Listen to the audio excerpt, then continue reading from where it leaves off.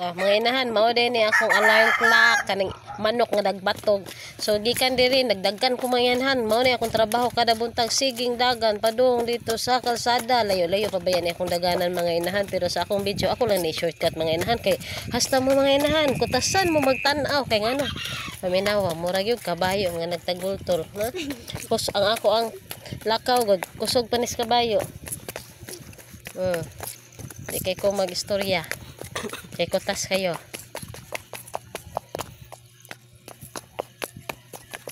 Pero di lalim ay. Sa trabahoan na magdagan ka. Di kan palang paggawa sa balay, gadagan na ka. Padung dito sa area na patag-patag na. Layo-layo pa din siya. Taas-taas yung tungasan ba. Dulhog ka diyot. Then tangas og dugay. Naabot na gyud taon ko aning patag aning kalsada. Salamat taon mga inahan, pero nibuliskan po taon ni akong ilong.